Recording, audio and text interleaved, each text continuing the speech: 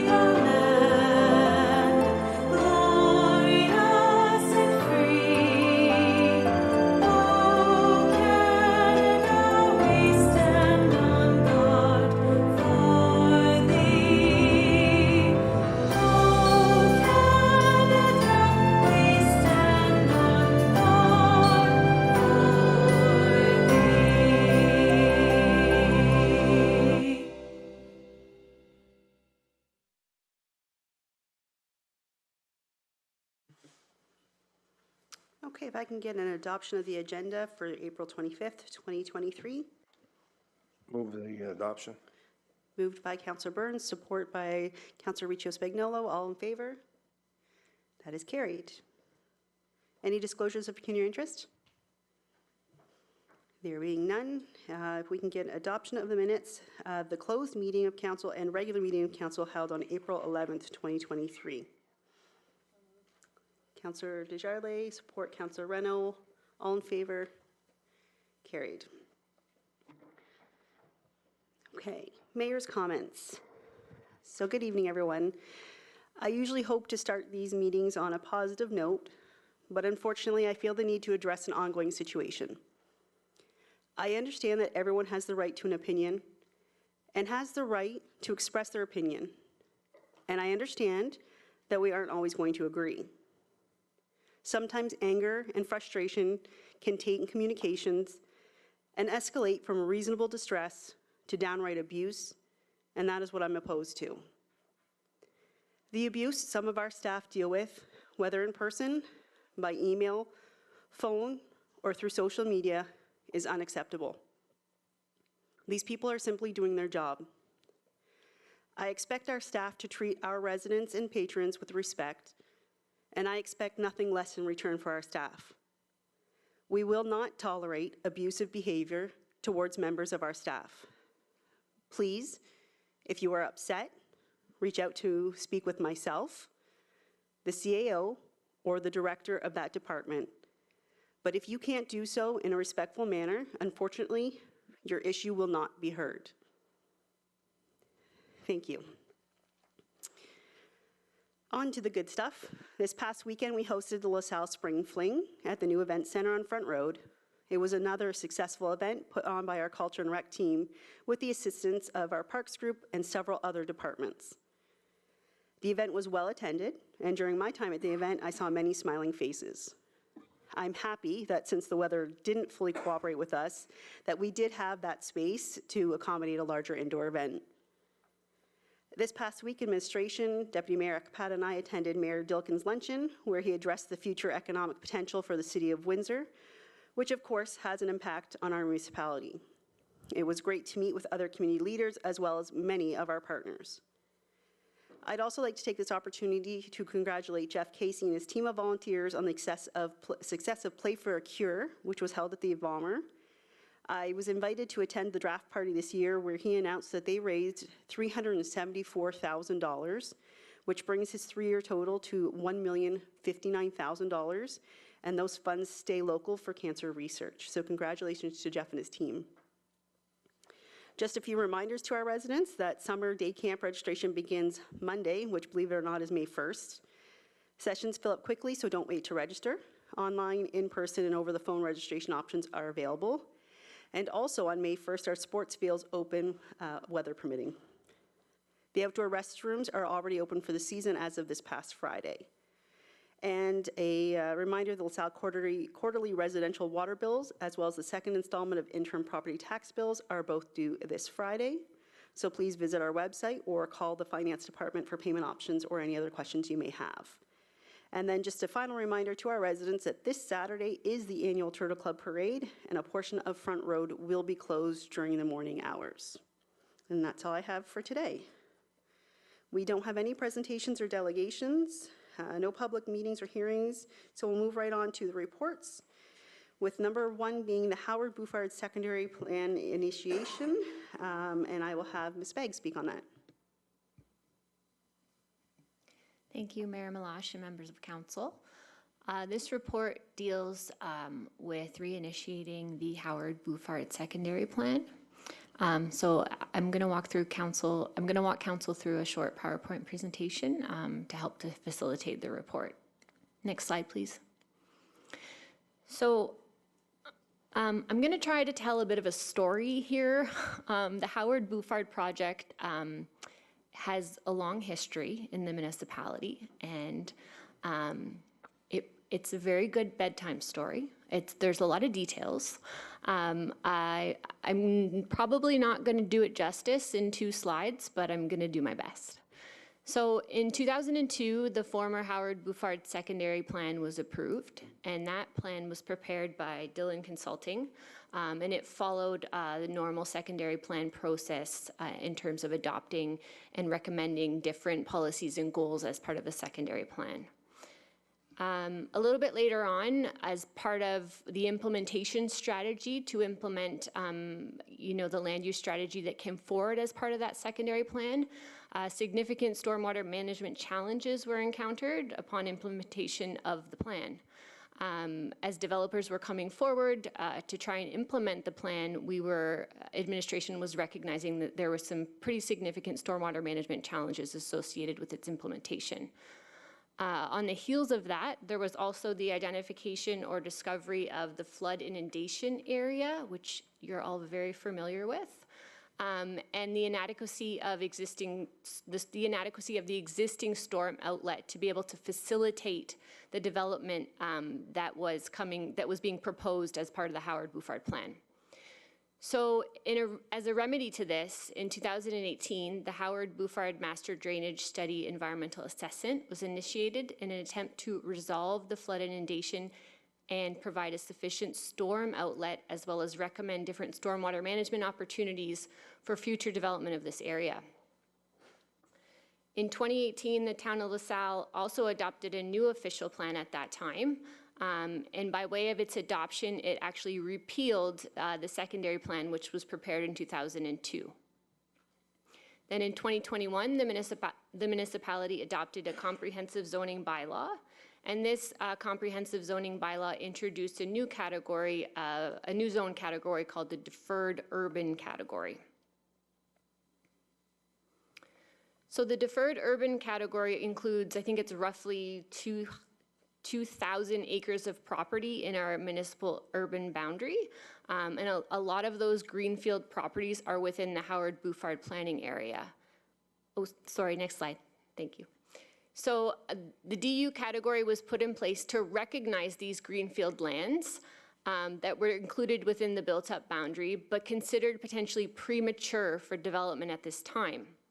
So in this case, the prematurity was largely due to the fact that there was an inadequately sized storm outlet to facilitate development on those properties. So the background report, which was prepared in conjunction with the comprehensive zoning bylaw, provides a description of why the lands are placed in the DU category and what studies needed to be completed, which included the recommendation of a secondary plan for these larger greenfield areas once the Howard Bouffard Master Drainage Study was completed. So with the Howard Bouffard Master Drainage Study process really working towards that preferred alternative, administration is recommending that now is the appropriate time to update the former Howard Bouffard secondary plan to establish an appropriate growth management strategy and appropriate land use planning framework for this area. Next slide, please. So if I could just walk council through what a secondary plan attempts to accomplish, the different objectives and what actually a secondary plan will do for the Howard Bouffard area. So a secondary plan essentially acts as an official plan for a specific and defined area in the municipality. So it sets out specified land use policies and establishes an overall growth direction and management strategy for a particular area in the town. It's used to promote the orderly and appropriate development of vacant lands, so these vacant greenfield lands in this case, and establish a pattern of that future urban development and what it's intended to look like. So it will help us establish the appropriate land use planning principles to be able to adequately and effectively urbanize these areas. And it will form part of our overall official plan for the municipality. Next slide. So once again, some of the common objectives of the secondary plan process are to develop more detailed goals and policies for the development of these greenfield areas, to ensure land use planning is informed by and integrated with traffic, stormwater management, servicing plans, as well as natural heritage considerations in a coordinated and comprehensive way, and to consult with the community and provide opportunities for meaningful participation. So, you know, residents will be part of this process, council, the different agencies, as well as the development community will all have a hand in preparing the secondary plan. So ultimately, we're bringing this forward to council at this stage because it will allow all parties to be involved to move forward the development of this area in a positive way, ensuring that growth is positioned to occur in this part of LaSalle, and again, a comprehensive, coordinated, logical, and efficient manner from a land use planning perspective. So in particular, for this area, what we're hoping that the secondary plan process will do is to properly coordinate and integrate really important road and trunk infrastructure for the municipality in this area, fairly and efficiently allocate available sanitary sewage capacity to all developable parcels of land that are in this area, identify appropriate locations for higher density blocks of residential land, and also appropriate sites for different neighborhood commercial uses and amenities. It will also establish and incorporate the improved stormwater outlet that's recommended as part of the overall Howard Bouffard Master Drainage Study. Next slide, please. Moreover, it will identify and set aside an active trail system to be integrated as part of the current Town of LaSalle active transportation network. It will identify the location and size of required new neighborhood parks and potential new school sites. And it will also identify the required phasing of various infrastructure and other community amenities and facilities that are needed to really support the actual subdivision of lands in these greenfield areas. Next slide, please. So this is the secondary plan study area. This study area mimics the Howard Bouffard 2002 study area that was put in place by Dylan. So we're looking at the area to be Howard Avenue to the east, Malden Road to the west, Aloria Parkway to the south, and that area up along Normandy to the north. Next slide, please. So at this juncture, we're recommending to council that we proceed with the update to the Howard Bouffard secondary plan. And given tremendous growth pressures in the municipality and in this area specifically, we're seeking approval from council to authorize the planning partnership to assist us in this project. And you know, we've been fortunate enough to be able to work with the planning partnership on a number of different projects in the municipality. The planning partnership was the consultant of choice for the official plan update in 2011 or 2018 and the comprehensive zoning bylaw in 2021. So Mr. Palmer, who is the project lead, is very familiar with the town of LaSalle's sort of growth management strategies, our official plan goals, and the policies that are put in place by our different land use planning documents. And Mr. Palmer and his team have a lot of experience in understanding sort of the intrinsic challenges of the Howard Bouffard area. So we felt it would be an appropriate fit for this project. We hope that, you know, with the services of planning partnership, we can help to expedite the secondary plan, which will help ease the burden in terms of getting those approvals through the process a little bit faster. So for the purposes of maximizing continuity and efficiency, as well as in the interest of the timeline for adoption of the secondary plan, we're recommending to council that we proceed with the planning partnership for these consulting services. Next slide, please. I believe we do have Mr. Palmer on the line, attending virtually. And if he's available to speak, he has prepared this proposed work plan and project schedule that he's able to walk council through. Okay, Mr. Palmer, are you there?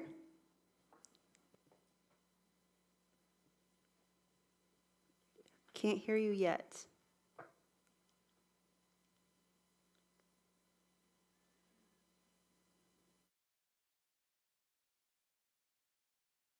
Nope.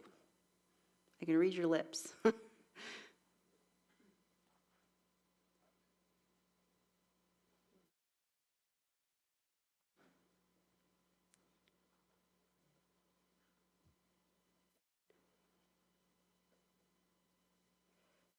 I'll give him a couple seconds, and if not, Ms. Beggs, then we'll let you do it. Okay.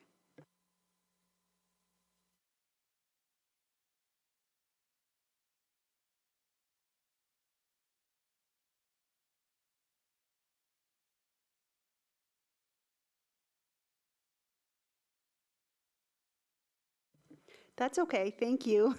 Ms. Beggs, we'll let you continue. Sure. If we can just pull up the presentation, I'll try to do your slide justice there. So phase one of the approach really targets looking at background review, and that will take place from, excuse me, May of this year to July of this year. That will include a number of meetings with staff in the different agencies, with the development community and landowners, and the project manager that's assigned to the file from the planning partnership. Phase two will explore development options from July until August. We'll also include a number of meetings with the different stakeholders. I would also like to mention, as part of the background review associated with the project, we did identify a study area boundary. And as part of one of the first initiatives that Mr. Palmer and I did discuss is perhaps taking a closer look at that boundary and establishing the appropriate scope for the secondary plan area. So we will be coming back to council with an appropriate secondary plan area boundary where we recommend, which properties are included and subject to the secondary plan. So he's willing to help us with that exercise. Phase three of the process will identify the preferred land use plan and take us from August to October of this year. And then phase four of the process will include the planning justification report, which substantiates the proposal and what's being proposed as part of the secondary plan, as well as the final secondary plan report. And what Mr. Palmer has suggested is that at the same time as the secondary plan process is being undertaken, we hard zone all of the properties in keeping with the secondary plan. So that really helps to streamline the process so that the development community doesn't have to come back for the different rezonings associated with their properties. Hopefully that captures all he intended to say with that slide. And with that, we are available for any questions or comments. Thank you very much. Members of council, Mr. Carrick? Thank you, Your Worship. So, just if I'm understanding the timeline, so March 2024, if everything goes according to plan, we can start, hopefully the developers can start moving forward in the process? Thank you for thank you for the question. So I believe in the report, we've targeted a completion date of the first quarter of 2024. And following adoption of the secondary plan by council and approval by the county, because it does have to go to the County of Essex, developers can come forward with draft plans of subdivision for consideration by administration, and they will be required to be in keeping with the secondary plan. Understanding how we're going through this process, so tell me why this is better doing it this way than just piecemealing it. Thank you for the question. So piecemealing, in my opinion, isn't good comprehensive land use planning. So we need to have a coordinated, comprehensive land use plan that's backed by sound planning principles. It's my opinion and recommendation that the municipality really drives that process, so that we can capture all of the good principles of land use planning as part of the secondary plan process. Then further, just so we're following, and I think I've asked you this before the meeting in regards to the Big Dig or versus ponds. That's not about this right now. That's further down the road. Just so that we're clear that the developers don't think that we've already made a decision, or other residents. Does that make sense? So the Howard Bouffard Master Drainage Study is a separate process, but it will tie into the overall outcome that's put forward as part of the secondary plan. So in discussions with Mr. Marr and Mr. Osborne, we feel that this is the appropriate time to initiate the secondary plan because we're really moving closer to an ultimate solution as part of the master drainage study. So it makes sense to run the studies contemporaneously so that we don't really lose out on any time. Okay, thank you for that. Thanks. Thank you, Your Worship. Thank you. Councillor Desjardins. Through you to Ms. Beggs. Earlier tonight, we were talking about a new subdivision off Short Disputed. And when I'm looking at this map, that the red outline, I think the area that we talked about earlier is not here, and I'm concerned we did talk about a future parkland. Am I looking at this wrong, or I just want to make sure that we get some parkland in there. I understand the cash in lieu, but I took a drive through there and there's quite a few residences. I'm not sure that, I don't want to wait a whole long time to put a park in. Thank you for the question, Councillor Desjardins. So if you're looking at the secondary plan study area map, is that the map you're referencing? So the property that we considered this evening earlier at the public planning meeting, those lands are included within the confines of this boundary. Yep. Any other questions or comments? No? All right. I think this is a great plan. I think it shows that we're going to look at the land as a whole and make sure that we're making the proper and highest and best use of all of that land, especially when you talked about commercial use amenities, which we've talked about, needing to identify where we have that chance to capture a little bit more commercial in the town of LaSalle. Obviously, natural areas are very important to our community and something we've worked very hard on over the years. Active trail system, being able to continue that through the municipality, that is one of the reasons people move here, so being able to focus on that is important, as well as Councillor Desjardins said, parks. Our community likes to have their parks, needs a place to go outside, so I think that's important. And honestly, my favorite part about the presentation was meaningful participation with the community, and that's something that we want to make sure we continue to do, so being able to give them that option now to be part of this, I think is extremely important as we develop such a large area of our municipality. So I want to thank you for that presentation and thank Mr. Palmer, even though he couldn't say anything, for joining us, and ask council for a motion.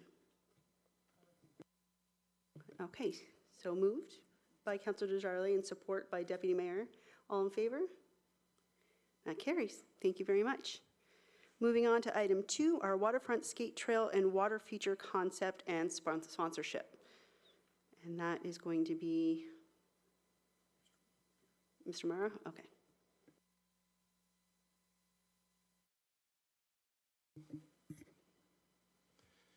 Thank you, Madam Mayor and Council. I am going to share a few slides throughout the presentation. I'm first going to start off with the first slide that shows the overall LaSalle Landing project. With respect to tonight's report, we are really zeroing in on what is now just been highlighted in the pink outline or magenta outline, and that really relates to the skate trail and water feature that is part of this initial phase of construction. Tonight's report, I'm going to run through a number of various aspects as part of this potential project and seek council's approval on a number of items throughout the tonight's presentation. The first option, the first element of this skate trail is the skate trail.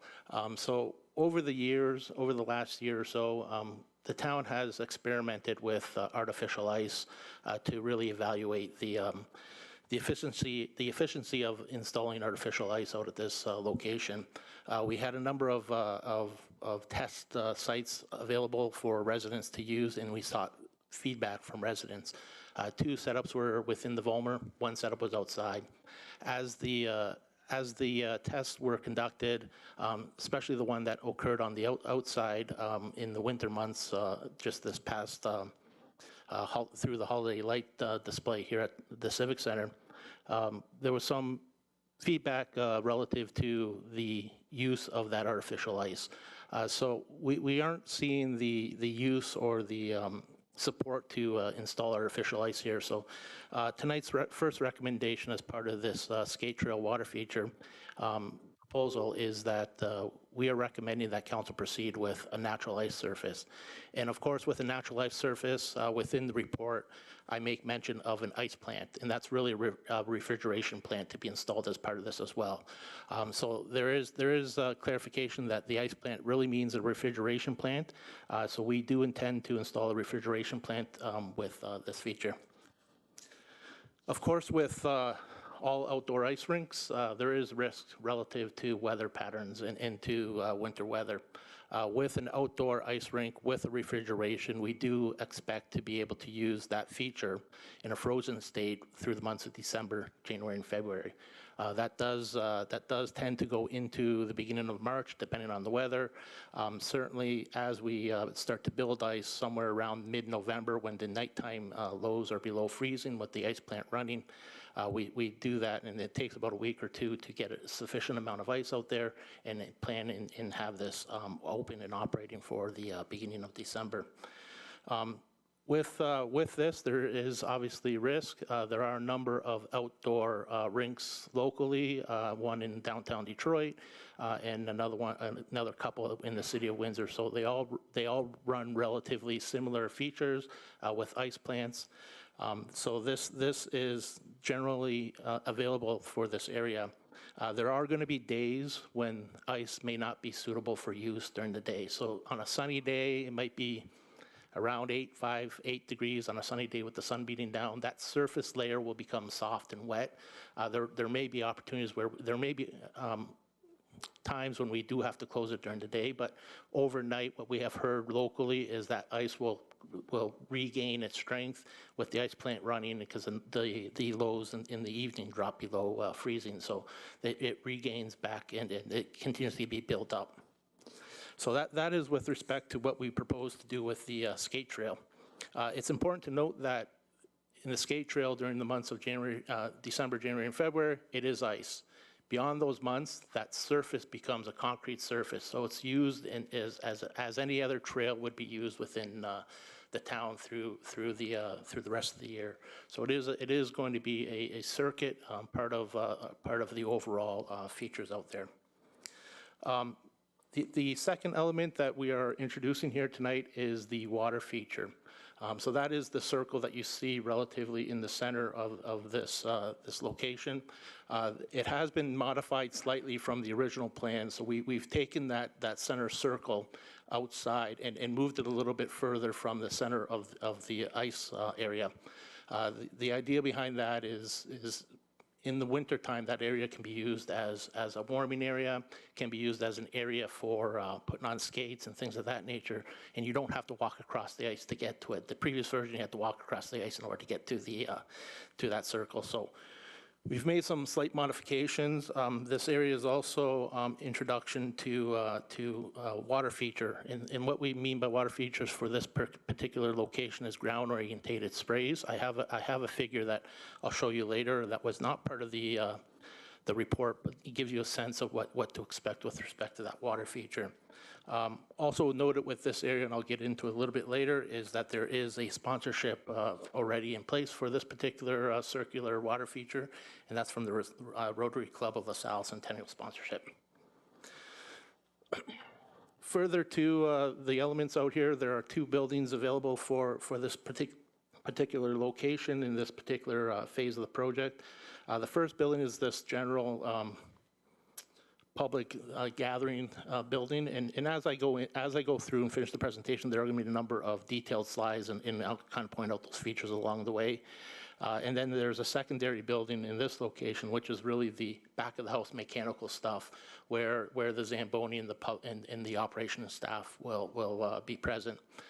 Originally, we had these both combined together. What we have experienced and saw when we visited some of these other sites is that when you get the people off the ice in order to do ice maintenance, they all tend to gather where the Zamboni comes out, and then it becomes a conflict between operations staff and where the public gathers. So through this design, we're trying to eliminate that and provide a location for the public to gather while the Zamboni and operations staff are able to maintain the ice. Another feature added in this particular design is a LaSalle sign. So administration has really reviewed and taken a look at proposing something unique at this location.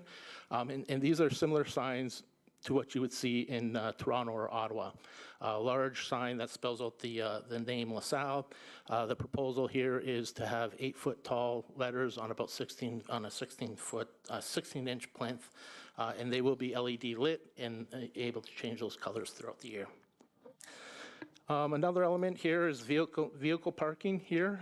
So there is an existing lot behind the Toronto Dominion Bank. That lot is going to be expanded as part of this project to provide convenient parking for people who use this area. So it's immediately adjacent to the area, and certainly it will provide a nice availability for additional parking for this particular element.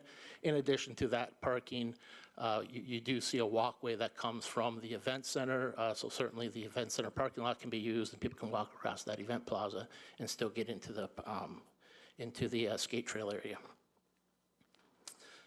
So it is with great pleasure that we have representatives here tonight from the Rotary Club of LaSalle Centennial, and I believe they would like to do a presentation, and upon finishing this presentation, I'll open up the floor to the mayor to invite them to speak. With respect to the Rotary Club of LaSalle Centennial, they are proposing a sponsorship of that water feature. So through that sponsorship of about $132,000, we've worked really well with their group, and we've done a lot of enhancements to that water feature. So increasing the number of water jets, benches, and things of that nature. So that was a great opportunity for some sponsorships there. In addition, there's a Rotary sculpture that's part of this work. So the second recommendation tonight is for that council to approve of the sponsorship and authorize administration to enter into an agreement with the Rotary Club of LaSalle Centennial. The next item that that I have on my list here is overall sponsorships for the rest of the area, and for that fact, the rest of the waterfront project. Council has asked the question of administration to come back with a sponsorship opportunities for the whole entire LaSalle Landing project. And certainly we can do that. As part of this, we are seeking council's approval to bring on a consultant who specializes in that stuff and really sets some figures and dollar values for various other aspects of the waterfront. So through this, the third recommendation tonight would be council to approve the administration to obtaining a consultant to carry out that work for us. On the financial impacts, Mr. Langlois will assist me in running through some of the financial impacts with respect to this proposal. Thank you. Your worship, members of council. So the estimated capital cost for this project is $8 million. That estimated cost has not changed from the previous budgets that have been presented to council as part of phase 1 and phase 2 of this project. The estimated cost for the work to be done at the parking lot behind the bank is about $1 million. So that all is consistent with the original budget that's been presented to council a few times. I think the last time it was presented was during council orientation. The funding is available. Our continued build-up for the waterfront project, that reserve is in a healthy balance. There's various other areas that we're going to fund it from, all in accordance with plan. We've issued, at the beginning of 2022, we have issued the debt for this project, the $7 million worth of debt. So that's already been issued. There's no additional debt for this portion of the project that will be issued. And then there will be obviously an operating cost, and that is part of the overall plan. Right now, the annual allocation is just over $800,000 that we've built up. And that's net of what we've already reallocated for our debt payments and whatnot. So the estimated operating costs, you know, we're going to have some labor involved, obviously hydro and water costs, insurance, repairs and maintenance. We've based some of these costs off what we currently pay at the Vollmer Center, assuming that it'll be a similar sized ice plant. So the cost for that will be approximately $400,000 to $500,000, in between that range. So there's, you know, that's already been built up. In a couple of years, once this is operational, we're going to continue to build up that funding, and we'll reallocate those figures to the appropriate operating accounts. And in the meantime, as capital grants become available to apply for that would suit this project, we'll continue to apply for the grants. So I'd be happy to answer any financial questions at this point in time. Oh, one more item to mention is with the LaSalle sign. I think council is aware that there has been some savings. Originally, there was a plan to place some more expensive signage on the 401. The entry sign into LaSalle. A couple of meetings ago, I think it was approved to move forward with a different direction. So that creates some savings that would be reapplied to pay for the proposed LaSalle lit up sign that'll be at the waterfront. Yep. Mr. Marr? Thank you, Mr. Langlois. Maybe I can ask for the screen to be shared full size, and I'll start to run through some of the renderings that have been available. I did skip over the section of consultation within the report.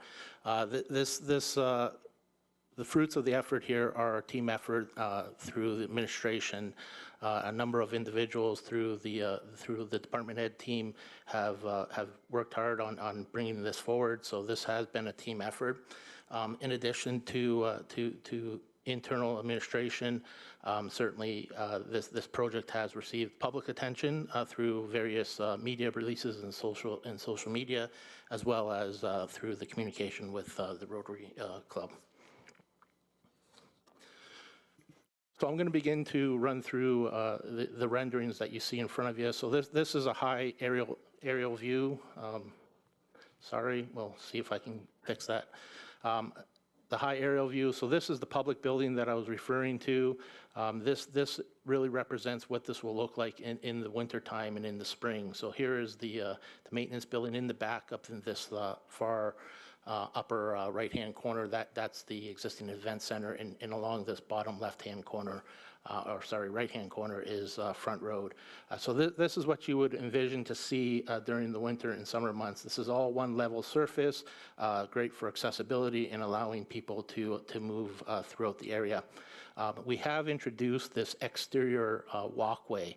So you'll see a parallel walkway that mimics and follows the ice trail. So that is meant to stay as a walkway. I'll get into some of the reasons why later on, but certainly you'll see that aspect throughout. Here's another view. This starts to show you a little bit lower level, and you can start to see the public building here, and inside here we propose, envision benches and availability for people to get in there and put on skates and things of that nature. You see the size and location of the LaSalle sign, and you start to see a little bit more of the proposed water feature and the sense of how level this area is eventually going to be. This is another aerial view, and again, here's where the location of that rotary cogwheel will be located, their symbol for their club, recognizing their club sponsorship of that location. Here is one of the locations. So off to your left-hand side of this picture is the walkway that will take you through to the event center. So this is looking up towards Front Road in the far background. So again, you'll see that this is one of the locations for an on and off relative to the ice trail at this location with a few benches. And in the wintertime, what will happen is during the summertime, this will be completely level, but what will happen at this location in the wintertime, when this freezes, there will be a buildup of ice there. So there will be a 3 to 4 inch step up onto the ice. This is very typical in likely for these types of ice trails. We visited one of these in the Toronto area, and that is very typical of what you see. There is no curbs that contain the water. Once the system is turned on, you begin to apply the water to those to that surface, and it'll start to build up, and you build up that 3 or 4 inch step up onto the ice. Again, here's another feature, here's another image of where the skate trail is. So this part would be the skate trail in the wintertime, and obviously in the summertime you see it being enjoyed recreationally.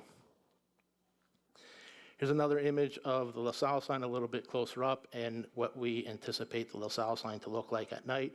And again, those are proposed to be 8-foot tall letters on about a 16-foot plinth, and those will be LED lights.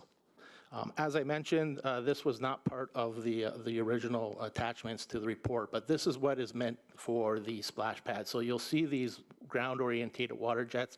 This is not updated to the current version, but it gives you a sense of what we are referring to with respect to ground-orientated water features. They will be jets and geysers that come out of the ground, obviously gentle in nature, so that we don't hurt anybody in the process of water spraying, but there will be an opportunity for children to play in there, and also for those who just want to hear water splashing on the concrete and things of that nature.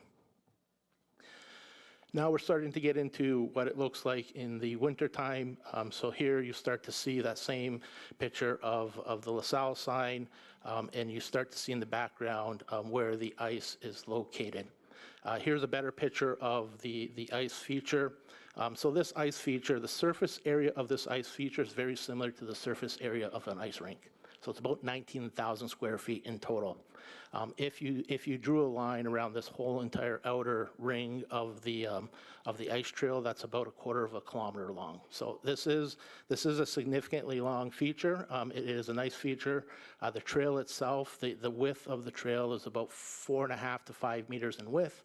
So that's about 16 to 17 feet in width to allow people to be able to be comfortable out there and moving around. You do see in these pictures, you start to see a number of fire pits. We have not finalized what those might be. We do have some warming tables that we've introduced here at the town hall through the holiday lights. We are going to review how best to deal with that. That will involve the discussions with the fire department to ensure that what we're proposing, whether it be natural warming areas, natural fire warming areas, or gas-fired warming areas, that they are sufficient for the purposes. In addition, here's just the final photo of the image of what the skate trail will look like. I do want to go back, and I said I'd touch slightly on this outer trail. The introduction of this outer trail was something that we looked at because we were trying to figure out how do people get around this without having to walk on the ice if they don't want to skate. Inadvertently, what we are envisioning as well is, grandparents or parents or things or people of that nature who cannot skate are able to walk along the trail and still enjoy seeing their children or grandchildren or things of that nature enjoying the skating. It's about 3 feet in between the two, so it's going to be a bit of a planted buffer. It gives us an area for storing snow when we have to remove the snow from the ice trail and things of that nature, but it was a nice feature that we added in at this particular location. One of the things I forgot to mention is this public building here. We have been in discussions with the LaSalle Police, so certainly they are looking at some increased presence down at this location. This may be a great location for providing some sort of satellite individual office so that they, over time, when this location becomes a little bit busier in festivals and events down here, they have a place to call home in this area. It is going to be also a location for some town staff to work in there as well, a general small little office, and it's also going to contain some washrooms, public washrooms as part of it. So with that, I am done my presentation. Madam Mayor, I understand that, wait.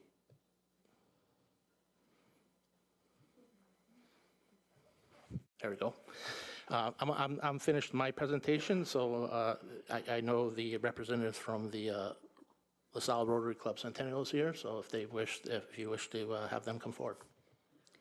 Thank you very much. I'm going to invite Ms. Brittany Hacker to come forward. And before she does her presentation, you can come up. Do you have that photo of the water feature? Maybe we could add it this time?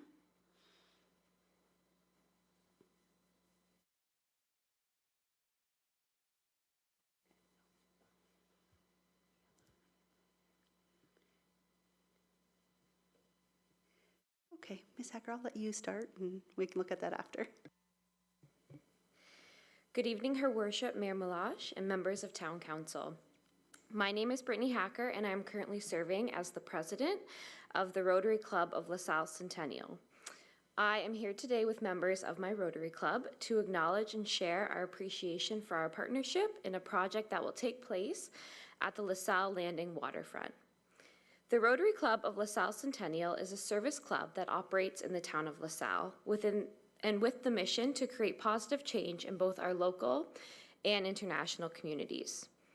The Rotary Club of LaSalle Centennial was chartered in February of 2005, which was in line with the 100th anniversary of Rotary International, hence why we added Centennial to our name. During the past 18 years of our club being chartered, we have worked within this community within several of the following projects. Sponsoring the Rotary Room at the Volma Recreation Center, providing annual food baskets during the holiday period for families in LaSalle and collaborating with the LaSalle Food Bank as well as our local schools, organizing and executing park cleanups, assisting the LaSalle Hangout, installing several free little libraries around town, planting trees, establishing buddy benches in a couple of local and elementary schools, supporting the Strawberry Festival and local teams like the LaSalle Stompers, giving scholarships to our local students, and providing leadership opportunities to youth through the Interact Club of LaSalle, as well as leadership camps, mentorships, and more. And that just names a few of our initiatives. Internationally, we have been involved in a number of projects that such as bringing clean water to over 28 communities spanning 3 continents. Our goal is to bring recognition to LaSalle, Ontario, far beyond our borders.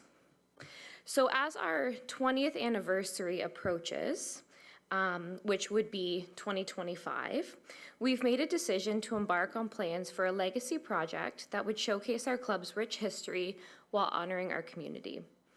The opportunity to work alongside the town and sponsor a water feature at the waterfront will serve as our club's legacy project, and it was quite frankly a perfect match.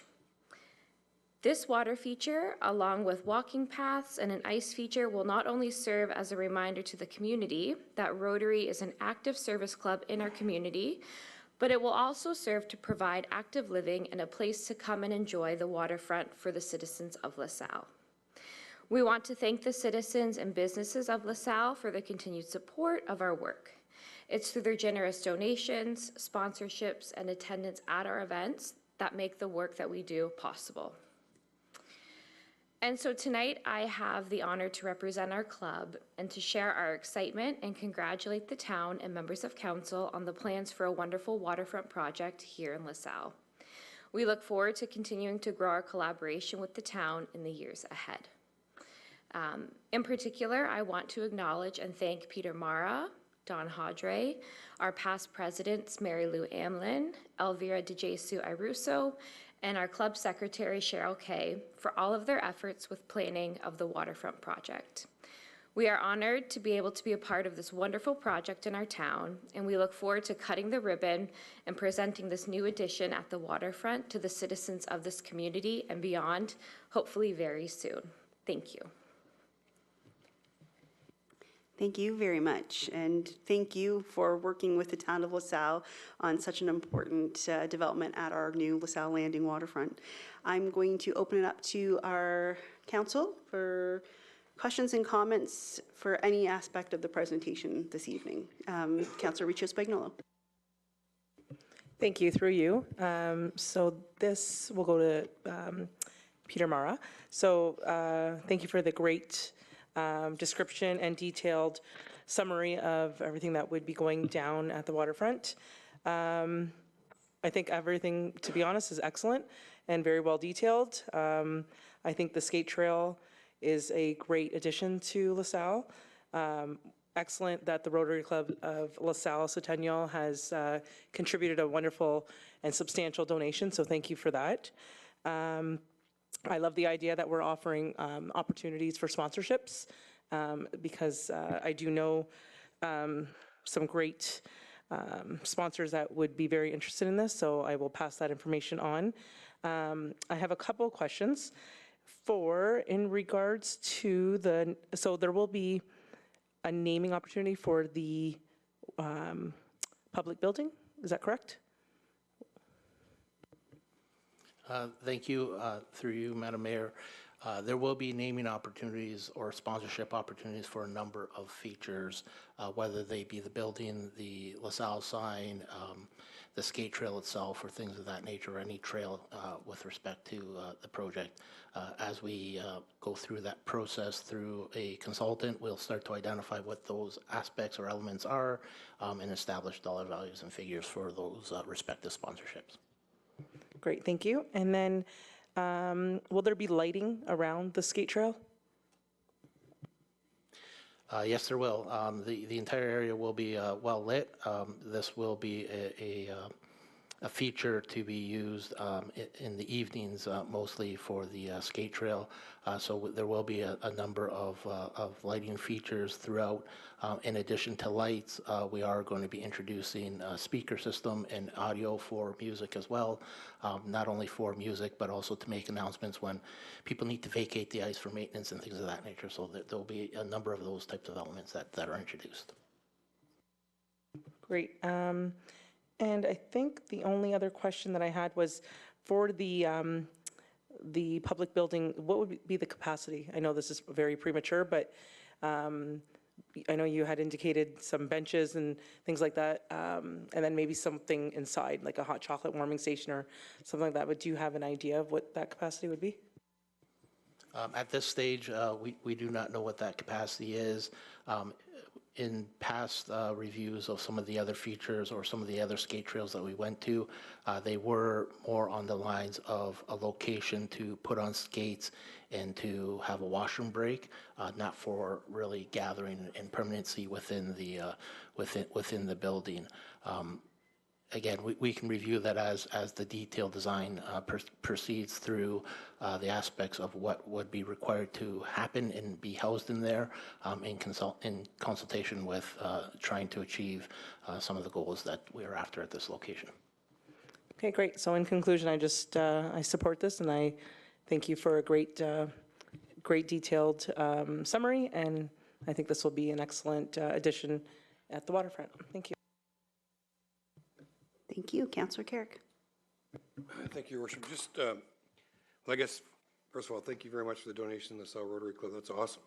And we look forward to a great partnership down the road, and I think everybody else up here agrees with that. My question is around all the excitement, especially building it kind of from front to back, kind of, so to speak. The timelines, roughly, for the skate features especially? Very good question. Timelines for something of this nature. What we anticipate, provided council gives us approval tonight, that we will initiate detailed design. This type of refrigeration plant is a long delivery time. We do want to try to strive to have completion in December of 2024, so that as soon as the works are completed, we can basically initiate and operate the ice plant to ensure it's working before we make final payments to a contractor. So we are going to aim to have a completion date for November, December 2024, so that we can put it into operation for that time frame and through that 2024, 2025 winter months. Okay, thank you very much, and we look forward to that. Councillor Desjardins. Thank you again through you. Peter, great presentation. Thank you for all the details on it. And to my fellow Rotarians, thank you for helping us in the town. We certainly appreciate your assistance.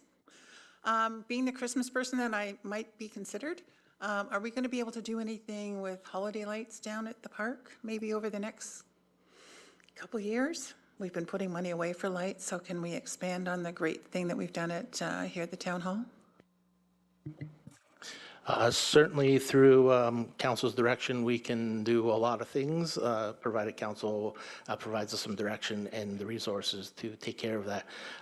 We will be making accommodations through the design for plugs and for elements to be able to support future Christmas lights as we continue to expand the program to have this site at Town Hall operational and another site operational will be subject to future budget considerations for council to review and approve. But certainly if that's the wish of council, we can begin that process. But again, through this design, we wouldn't envision that happening until 2025 at the earliest for that time frame of 2025, 2026, kind of winter months if council was looking to do something of that nature, but it really comes down to the resources available. Okay, I understand that. That won't have any impact on the lights at the cenotaph, will it? Like, I'm trying to figure out exactly where that skate area is going to go. The lighting down at, well, I called it cenotaph, that's the wrong phrase, but we have Christmas lights down at Front Road beside the bank. Nativity. The nativity scene. So will that have any impact on that, do you think? Will we have to shove it over, like move it around a bit? Yes, certainly the location of where the some of the Christmas displays or some of the holiday light displays that are set up on Front Road, that will all be under construction. So none of that will be in place for during when this construction occurs. We will have to find alternative locations for some of these items should council wish to keep some of these items in play or things of that nature. Councillor Reno. Thank you, Your Worship. I just wanted to recognize Rotary, not only for a donation, but for a partnership, for believing in an entire project. There's been some talk back and forth about a site that provides 8 weeks of entertainment, but you see past that, and you see the opportunity to share the joy of clean water. And it really is not a sponsorship to me, it's more of a partnership. And I'm glad that we have the vehicle to help forward your thoughts and your goals internationally in our little town. So thank you very much for believing in this project. We've been talking about this project for years now, and slowly we're making it what we dreamed it could be, and you're a big part of that, so thank you. And for, you know, the thoughts of the 8 weeks of ice, I mean, we've got a pool that we get 8 weeks of water out of, but this is a year-long venue, and I think this is something that will bring people, whether it be cold weather or hot weather, whether it be wheels or skates. I think this is a fantastic tool. When we first announced it years ago and we said there's going to be an ice trail, there was so much excitement around this project. So thank you, Peter. As we've all said, your report was very detailed. You know, as you said, there's no secrets here. The sun's going to come out. This isn't going to be a perfect situation every single day, but I've got on my screen right now Campus Martius in Detroit, and it just reminded me, you know, through this whole 2 weeks of reading this agenda, you know, I forgot about how much joy that rink brings to people on both sides of the border. So if we can bring a little bit of that joy to our people and to bring some people and share that joy, I think is a wonderful thing. So thank you very much. Thank you. Deputy Mayor? Thank you, Your Worship. Through you to again to Mr. Mara. I guess I have a more technical question. Rotation of ice resurfacing machines. I know that we have a number of them at the Volmer. Do we know what the life of those ice resurfacing machines may be? And would it be best to get a electric ice resurfacer? I don't want to use any name brands just to make sure I don't seem as being the person who leans towards a certain company. But I think this is an excellent opportunity for us to explore that, and I'm sure you have. And if you have, could you share your plan for ice resurfacing, sir? Thank you for the question through you, Madam Mayor. We will be exploring what best options for ice resurfacing machine to be used out here. There is potential for an electric situation or electric vehicle or ice resurfacer out here. They all generally run on propane, so they're pretty energy efficient as they speak. Some of the tricky parts with ice resurfacers is you need a significant heater in it, and so with an electric system, they don't have that sufficient heating capacity to have that warm water laid down afterwards. But certainly as we get into those details and the operational and operationalizing this, we will be coming back forward to council in future meetings to start to bring forward some of those elements and those aspects of the individualistic pieces of equipment. Even removing snow on the ice surface, it's going to require some rubber implements. We can't get on there with anything metal or we're just going to ruin the ice. So there's going to be some of that we have to deal with as well. Thank you, Your Worship. Any further questions? I have just a couple. I did notice in one of the photos there were some sails in the warmer months. Is that something we're doing, or was that just to make it look pretty, to know it was summer? Within the water feature, there are some permanent shade sails similar to the ones we have at the town hall. There was some discussions about providing sponsorships on those sails. So certainly we will start to review how best to deal with those or artwork or things of that nature on those sails. So they are introduced as part of this, and it'll be a similar setup as the rest of our shade sails. They will come down in the wintertime because of the snow load and the weight and the winds. Thank you. I was hoping for, because I think that's something we've all mentioned tonight, and Councillor Renna said it very well. Like, this is a year-round trail. I know we keep calling it a skate trail, but really at the end of the day, this is a year-round facility for our residents to use in all months. Whether you're rollerblading, walking, or skating, it's there for us to use year-round. And I look at this project as something so unique to our region that we are going to not only have this amazing feature for our own residents, but we're going to bring people from other communities, and maybe we will bring the people from the Michigan area who go to Campus Martius to try out a skate trail. So I think this is a really great opportunity for our community, and I'm really excited to see what it looks like once it's complete. And I think having a partnership with the Rotary, it's just going to help us even more to show people what a community we are. We are so thankful when these partnerships come together, and we're very thankful that you have worked with our staff to be able to create something so unique. So I just want to thank everybody involved, because this did take years for us to get to. We did try GLICE. We listened to the public. It wasn't great. We heard. But what we have been presented with this evening is something that I believe will really change that waterfront area and really give an identity to that LaSalle Landing. So thank you to everybody. I'm in complete favor of the project that was presented this evening. I'm going to ask council if they have any recommendations. There are 4 separate ones there. The only one I do have a question before we approve is the final one, the wording on it. Mr. Mara, if I could just get clarification of what you're looking for.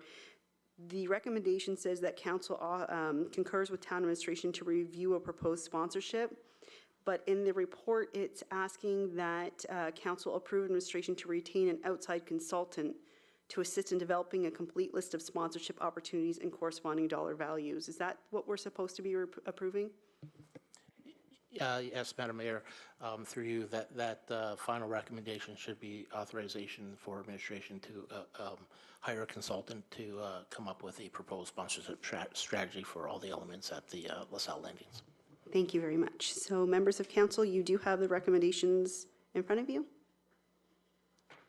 Moved by Councilor Reno, support by Councilor Desjardins. All in favor?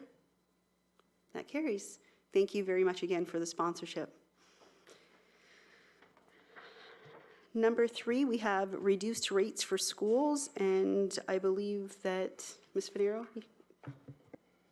Thank you. Good evening, Your Worship and members of council.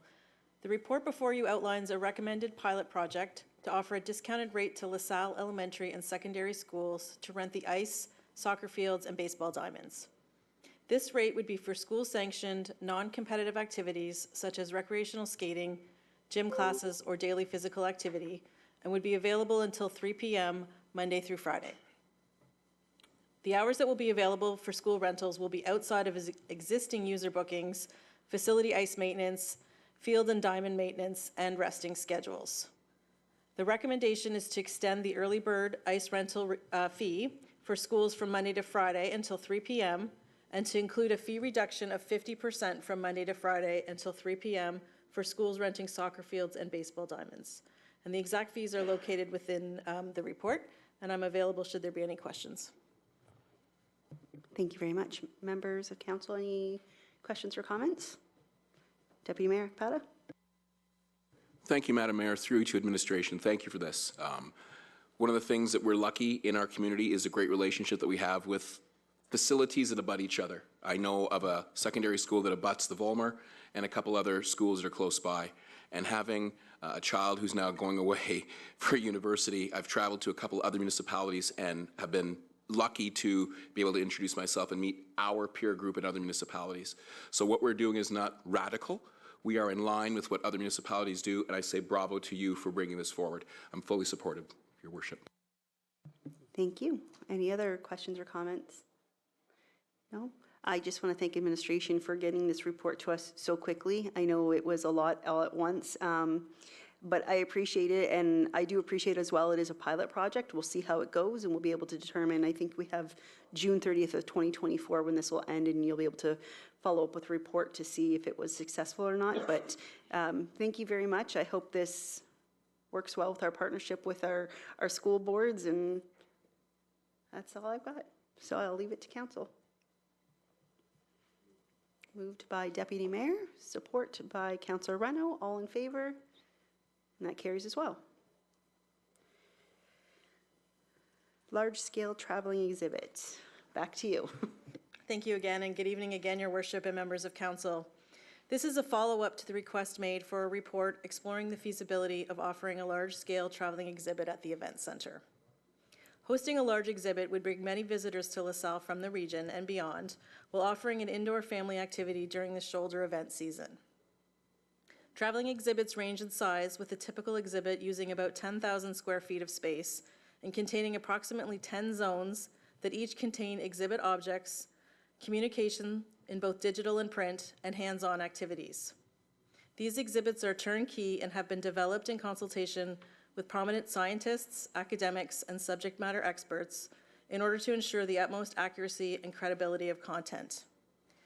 The exhibits come with an educational guide for teachers and school groups in order to complement classroom learning. The town's investment in such an event would help to promote the event center, the waterfront project, and the Front Road Business District, and could act as a catalyst for future commercial activity in the area. It's also a good way to gauge the public's interest in attending museum exhibits. The overall cost to host the exhibit is approximately $500,000. This includes all aspects of the 3-month exhibit, including the rental fees for the exhibit, shipping, setup and teardown, marketing, exhibit staffing, security, and cleaning. The rental cost of the exhibit also includes the oversight of the exhibit installation and deinstallation, marketing support, and expertise on day-to-day operations.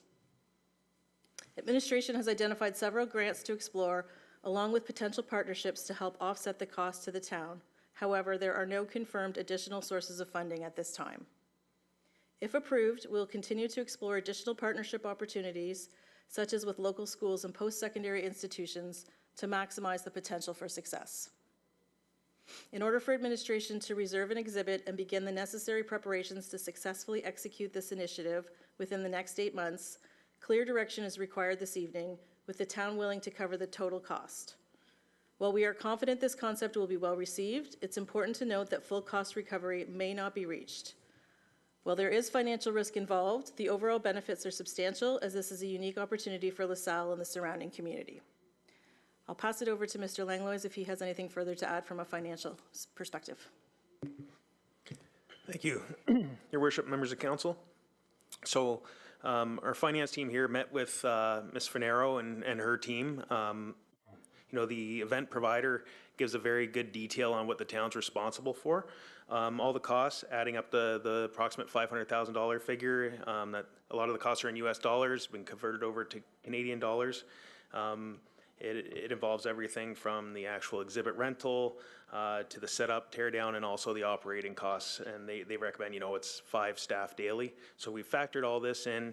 We have a small contingency in there as well. When it comes to the estimated sources of revenue, you know, there hasn't been a large-scale exhibit like this in the region. So there's really not much data to go off of for our estimates. It's difficult to tell what the attendance will be at this point in time. So it is a little bit of a trial, but, you know, once we have the first year under our belts, it's no different than when we took over the Strawberry Festival. The first year we took that on, there's a lot of estimates in the budget. When you get that data from the first year, you can really accurately budget on attendance and costs going forward based on demand and supply and whatnot. But, you know, we have kind of a range in here. You know, the high-end range where it'd be fully funded and we wouldn't have to, you know, take anything out of the waterfront reserve. You know, assuming there is a grant that we're applying for, it's due this Friday. It could be up to $125,000. There's a wage subsidy grant. We've been historically successful at receiving that. There's also sponsorships that'll be worked on, and then the ticket sales from the event. So that's the high end. You know, the low end, if there's not as large of attendance as we think, you know, that's going to bring in less revenue. If we're not successful with the grants, we're going to have to pay for that out of the waterfront reserve. But the good news is, the funding in the waterfront reserve, should we have to use it, has already been built in over the build-ups over the past 5-6 years that we've been building up that waterfront reserve. So there is significant funding available in the waterfront reserve. If we have to use some, it will not impact any of the other projects. As we just mentioned, the skate trail and water feature project, that wouldn't impact that if we have to take a little bit out of the reserve. It'll be a one-time expense. And you know, this isn't, it's the first year. There's nothing saying that we have to do an event like this every single year. We could do it every other year, every third year. As we have this data, we could host different types of events going forward. So the first year really is a trial. We've provided a range, and you know, there's always going to be a financial risk with the first year rolling something out like this. But I'd be happy to answer any questions. Thank you very much. Members of council, Councillor Renaud. Thank you to you, Dale. Last year, we had a very successful Strawberry Festival. We had talked about options of what to do with that extra cash. Now, I know we talked about the budget a couple weeks ago for the Strawberry Festival, and there was some wording in there about the successes of the past. How much of that, was it 150,000 approximately? Is that, am I remembering it correctly from last year? Through you, Mayor, to you, member of council, the sales last year were about $130,000, but the grant was around $50,000, and the success of the project of the festival itself was another $50,000 last year. And is any of that affecting our budget for the Strawberry Festival this year?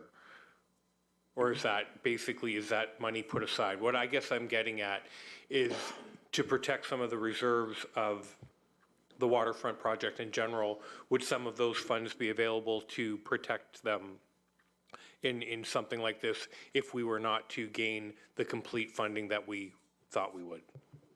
Yeah, should council wish to use some of that funding, we absolutely could. You know, with the Strawberry Festival, kind of the strategy is to build up for a rainy day. Historically, we've found, you know, if there's one rainy day, people are just going to come other days. If there's 2 rainy days, it's going to take a hit. But I think we've only had that occur once in the past decade, probably. So we have built up that reserve. It's pretty strong right now, so we could potentially look at utilizing some of that funding if the attendance isn't as expected. Just considering this is like an event, just like any of our other events, it's a 2-month-long event. I just feel that some of that funding should be made available for the contingency of this. Thank you. Councillor Carrick. Thank you, Your Worship. So I definitely support this. I think it's a good idea going forward. It's worth a try. I mean, it's early in the process, but there's a lot of safeguards built in already. I mean, if we have to go to the bank, we have to go to the bank. I don't want us to do that. I think it'll be very successful. It'll be unique to our area. And it certainly helps support the event center down there. So I have no problem with moving this forward for this year. I think it's worth a try. And we do have safeguards built in. So I don't think it's that much of a risk. Thank you. Any other questions? Councillor Burns? I think it's premature. I mean, if we're going to be down there doing construction, there's not enough parking as we know now. And we're going to be doing construction for the next year. To run an event like this, I wouldn't want to be like some of the venues in the city of Windsor. When you have to go to their facilities, you're hell-bent to find a parking spot.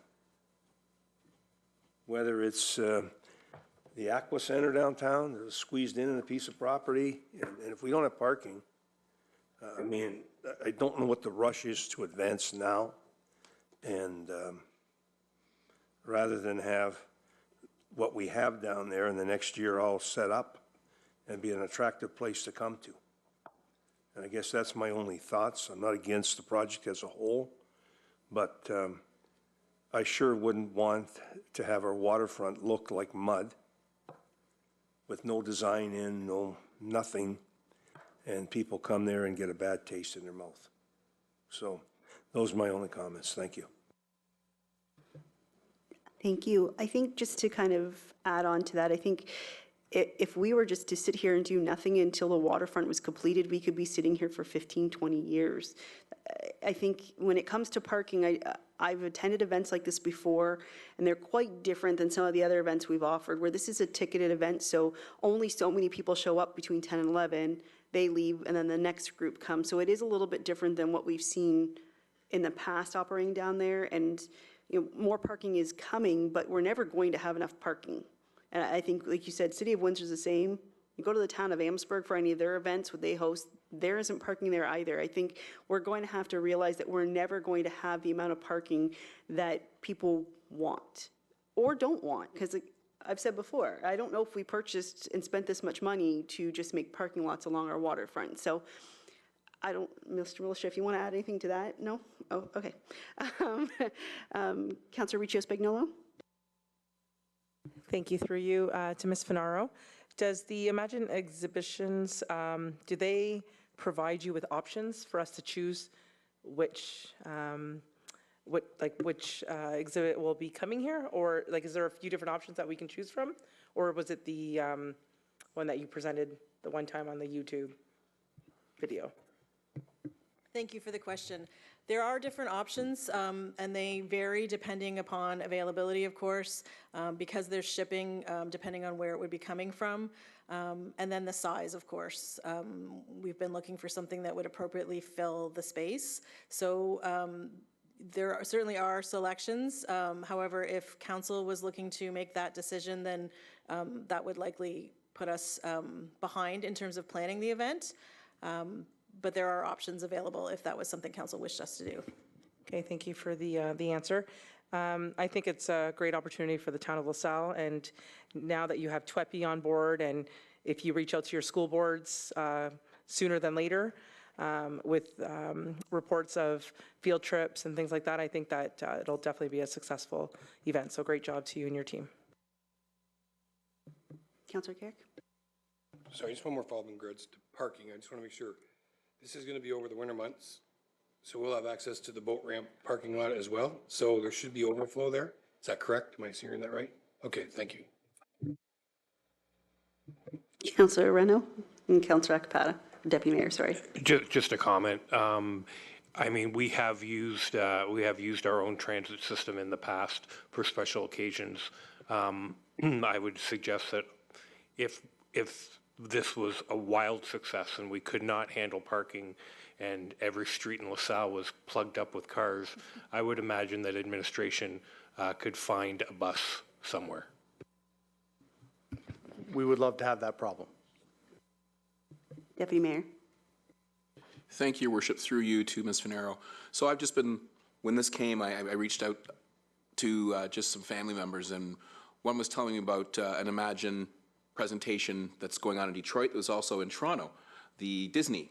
So is that what you're thinking along those lines, or are you thinking more of mind engagement, sort of aerospace? I'm just fully supportive. I understand, I get it, but I just want to make sure the public understands what your vision is so they can see why we're excited in supporting this. Thank you for the question.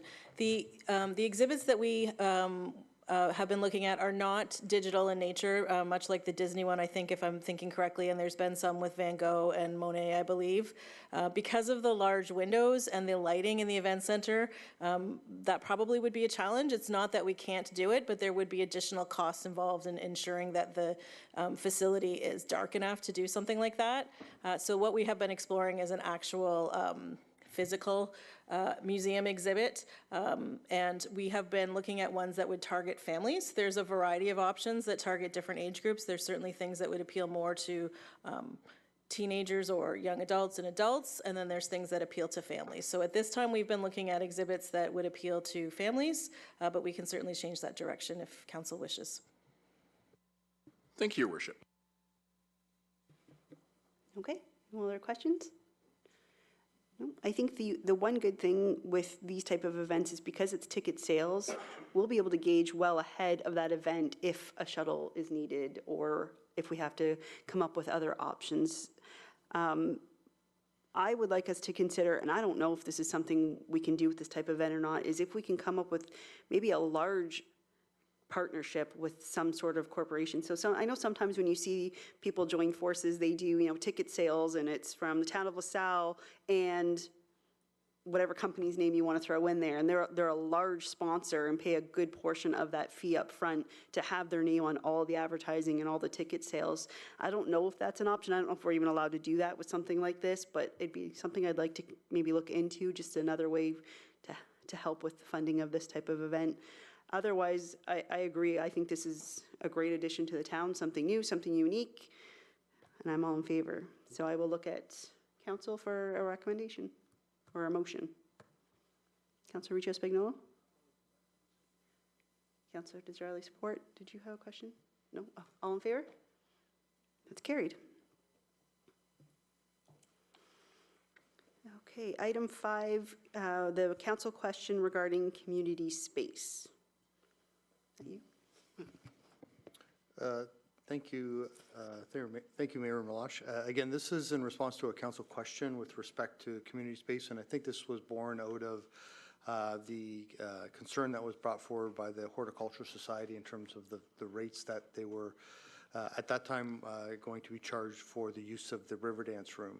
And council's resolution at that time was to suspend those rates, and that we'd look at potentially some other opportunities for community space. So in reviewing the request and looking at our facilities, one thing did come to mind is the Friendship Center, which is obviously across the atrium here, and speaking with their president and secretary in terms of what their scheduled times are for use of that room and what other potentials there would be. So in speaking with them, we've come up with a schedule that would seem to be somewhat appropriate where they're not using the room in terms of us being able to use that space as community space. And so there's a schedule on page 2 or 3 of the report. I believe it's on page 47 of the entire agenda. Again, there are some requirements and with respect to how the room is being used and the fact that how the Friendship Club would like the room to be set up and continue to be set up, so we have groups coming in and groups coming out. It's really meant to be a meeting space for communities, for some of our community groups. The idea is that we would try this out for a year and look at how this could work. This would be a venue that would be made available. Again, two of the organizations that have reached out to us thus far with respect to having some community space have been the Horticultural Society at the last meeting, at a meeting or two ago, as well as the Rotary Interact Club. Was looking for space to use. So I think in part of the recommendation is that obviously to receive the report and to endorse the concept and for to authorize the administration come back with a policy that kind of surrounds how we would outline the parameters of use with respect to the room and how we would do that. We really want this to be an area where groups can meet. It's not meant to be a revenue generating area where folks that have a club that charges a fee, for example, and they just want to get away from renting a room. That's really what that's really not what this is about. This is more around just how we can create some space for groups within the community to utilize. Again, the schedule is kind of there. Again, the Friendship Club, the executive, they have taken it to their board and have approved this arrangement just for council's information. And they've been quite honestly, they've been very easy to work with in terms of trying to understand what our needs and what their needs are and looking forward to that. So you can see there's a number of spots available along with a few kind of town community timelines available on Wednesdays as well. And so we would look to arrange this. Again, the only other point I would make is that this schedule is based off what our security schedule is here at Town Hall. So that's why you'll notice that Sunday there's no available time because the library's not open and the Town Hall's not open. So in order to make it available for the community, we would have to bring security in to do that. Certainly we can do that if council so wishes, and if there's a desire to do that, we can certainly do that. However, that would come at a cost. What we're trying to do is create a situation where there is a no-cost solution that we can offer out there to some of the groups. So from that perspective, again, in renting the room, it would be very much like renting a room that we normally do. Go through our Culture and Rec department would handle some of that booking side of things. We would ask that regardless of whether there's a fee paid or not, that those same principles or criteria that groups would follow to rent a room would still be followed. And so there's a number of those, and those would be outlined in the policy as we bring it back to council. So if council has any questions, I'd be open to answer any. Councillor Reno? No question, just a comment. I just wanted to thank Joe. We went from one horticultural society that was looking for 2 meetings or 1 meeting a month, and you've now opened up almost 150 meeting spots in a month. So I want to thank you for that. And I think it's true there have been some other community groups that have come forward that just don't have space. You mentioned the Interact Club, and that's one that was in my mind as well. So I think this is a great initiative, and I do believe that there should be a space like this that we can offer to those groups that just don't charge. Thank you. Any other questions or comments? No? And I agree 100%. I think this captures exactly what we were looking for. Being able to use space right in our own town hall that not only can our staff use now for our larger meetings, but also to give those community groups somewhere to go without a cost. As we've just shown tonight, they're great community partners. So I'm very thankful that this has been presented to us. I appreciate all the work you guys did in a very short period of time to be able to get this report to us, because I really think this is going to benefit our community. So thank you for the report. And also a huge thank you to LaSalle Friendship Club. The board there, they actually were able to work on that schedule pretty quickly and get that approved at their meeting. So thank you to them as well. Councillor Reno? I just want to apologize to Joe. Joe, clearly you're the accountant, not me. I was multiplying by all the days and not just by the weeks. So maybe not 150, but there sure are a lot of opportunities for the community. Thank you, Joe. Thank you for recognizing I'm an accountant, because often that doesn't happen much anymore. So I appreciate that.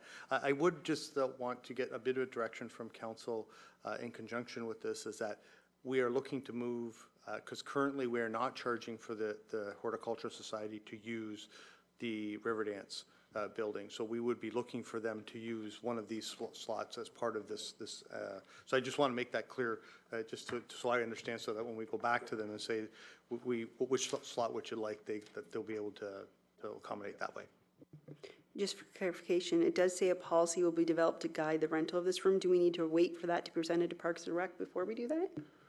We can move forward with, again, it'll be isolated rentals at this point, so we can deal with the one-offs in terms of those that have come forward to us, in terms of the Interact Club and the Horticulture Society. But we intend to have, I believe the next meeting is at the end of, or sometime in July, I believe, for the Culture and Rec Committee meeting. So we'll be back to that meeting for sure with the updated policy. Okay, so as long as council's okay with that direction for this evening as well, if I can get a recommendation. Or a, motion. Councillor Reno, Councillor Carrick, all in favor? That carries as well. Item 6, the Essex Region Source Protection Committee appointments. So the recommendation is that we endorse the appointment of Dennis Rogers, Union Water Supply System, and Frank Gerardo, City of Windsor, to the Essex Region Source Protection Committee for the term beginning April 13th, 2023 and expiring April 13th, 2028. Moved by Councillor Desjardins, support by Councillor Riccio Spagnolo. All in favor? That carried. Item I, we have information items to receive. There are 5 different items. Does anyone need to pull anything out to speak specifically to it? No? All right, if I can get a motion. Motion to approve. Motion to approve, supported by Deputy Mayor Capata. All in favor? That carries. Item J, we have bylaws. We're going to have 2 readings. So the first one is that the following bylaw, is this 2 readings? Yeah, first, because it says first, second, and third. Is it just the 2? Okay. First, second, and third reading and finally passed for 8788 and 8789. Councillor Reno, support by Councillor Carrick. All in favor? That carries. And then the second one is to give in the third reading and finally passed, which is 8764. If I can get a motion on that one. Councillor Desjardins, support. Councillor Burns, all in favor? Carries. Any committee matters? Deputy Mayor? Thank you, Worship. Through you to the external marketing team, I just wanted to thank you for the insert to reach out to our veterans in the community. One of the things that happens is when you get your bill and something falls out on the floor that says veterans on it, my phone starts to ring.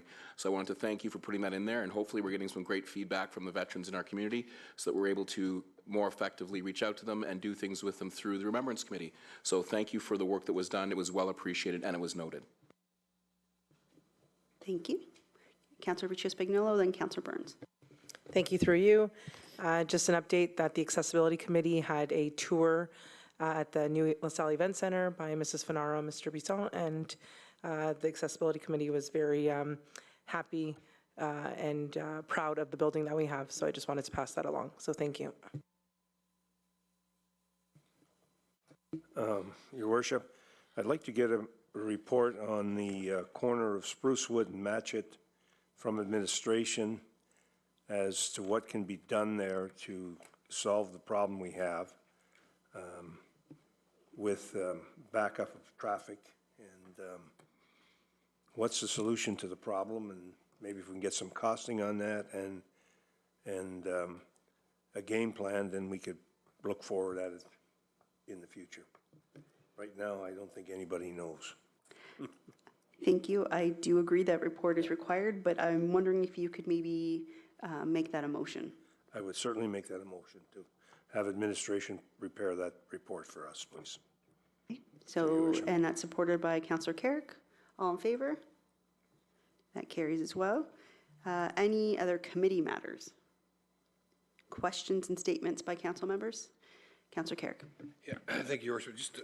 I just want to echo what you said at the beginning of the meeting in your comments. It is absolutely unacceptable by any stretch of the imagination that our staff be harassed, bullied, threatened, doing their job. I've been doing this since 2000, and that's not acceptable, and it's totally inappropriate. So all our staff, you guys need to know we're with you. We'll do the best we can to help through our various means of enforcement or whatever we need to do, because it's just not acceptable. And again, I echo what the mayor had said earlier, and it's not very nice and definitely inappropriate for any citizens or non-citizens of this town. So I just want to put that out there. Thank you. Thank you very much. Any other questions or statements? No? So we already kind of did notices of motions, but are there any others? No? Okay. I'm just going to report out our closed session. So that was, I'll get to the right page here.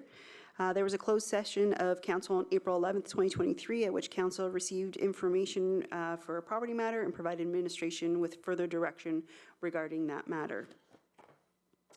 And with that, I just need to have the conformity bylaw 8790 be given first, second, and third reading and finally passed. Councillor Reno and Councillor Desjardins, all in favor? That carries. Thank you for joining us this evening in person and online. Enjoy the rest of your night.